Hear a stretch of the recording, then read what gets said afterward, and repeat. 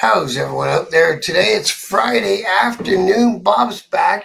I do another political editorial piece because I'm starting to like those and get a little bit of traction, getting some comments. Thank you for everyone who watches them and comments.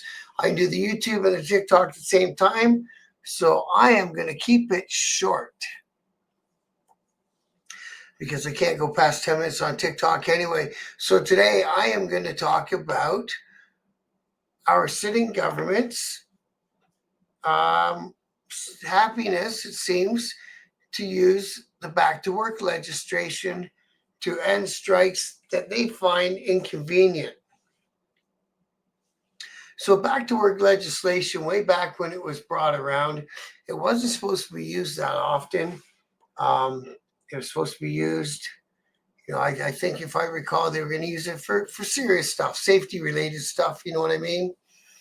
So, if it had to do with maybe policemen, police forces, firemen, ambulances, air traffic control people, stuff like that. So it was supposed to be usually for safety and only used as a very last ditch thing if they couldn't figure it out with bargaining.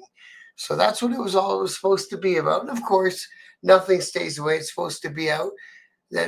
That's just not how governments work. So, there's big articles in here about on the old internet machine there about it being a threat to democracy, which I kind of tend to agree with. Sorry about that, TikTok. I'm kind of messing up your screen. So there we go. There's a big story about the back to work legislation is a threat to democracy. 2 provincial governments have removed one of the most important democratic rights that Canadians enjoy, which is collective bargaining. So British Columbia and Newfoundland have arbitrarily ended public sector strikes that began legally, but they also imposed the terms of settlement on the workers through legislation. So they hire these people. They hire all sorts of people to work for our government.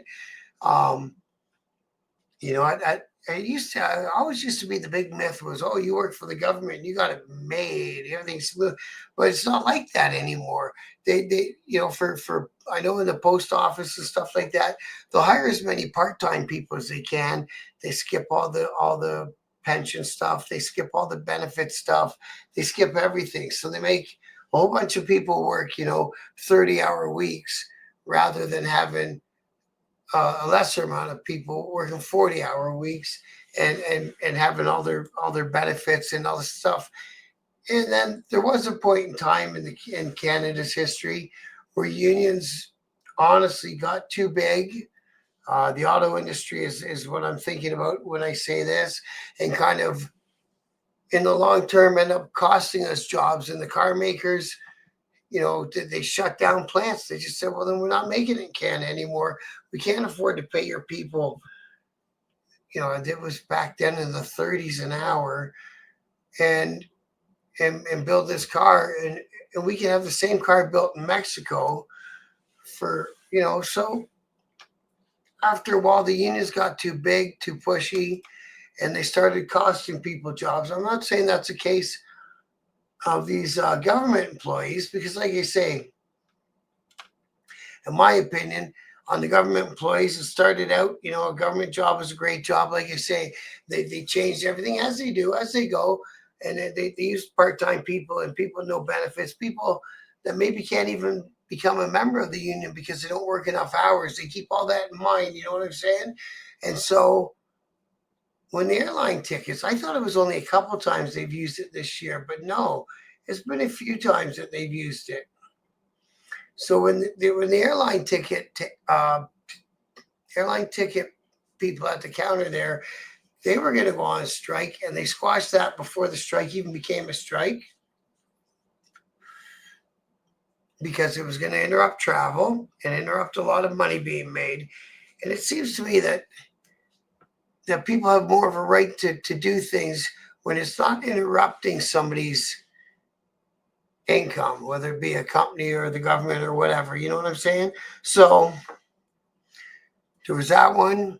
There was a time when the both of the train lines in Canada, CN and CP, both went on strike at the same time. They were out for a little while.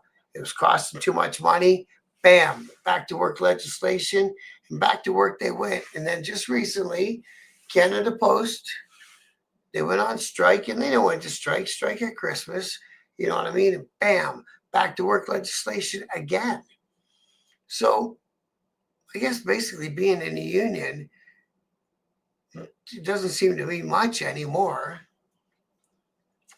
So if you're interrupting somebody's or some companies, you know, fortunes being made, then the government comes on in and tells you can't strike anymore. And if, you know, in the case of the post office people, you know, it was Christmas. You were bumming people out. It made the government look bad. So they legislated them back to work. Away you go, back to work with you. So that leads me to the question of why. Why are they doing this? It's middle class people, right? And let's think of the last time that the government overstepped their boundaries was at that trucker thing. Now, again, I'm not saying the truckers were Yahoo did the right thing. If I lived downtown Ottawa, it would have drove me bananas. And they could have found a better way to do it. But this plain and simple fact was they blocked up the borders. And as soon as they blocked up the borders, then that was it. They started looking for the way that they were going to come and use whatever, overstep their rights and trample on people's Charter of Rights. And it's right in the Charter of Rights, and they stamp it. So it seems to me if you're blocking up commerce and you're costing somebody money, then you're not allowed to strike or protest or do any of that stuff. They will come and shut you down. Back to work legislation, it is what it is. They made them go back under the same contract that they're trying to get out of it. In the case of the postal workers I'm talking about. And then in the spring, they're allowed to go back out on strike again. So all this did was cleaned it up over the Christmas thing because people were watching. And again, it made the government look kind of bad. They already look bad. Everything that they've done, they've effed up.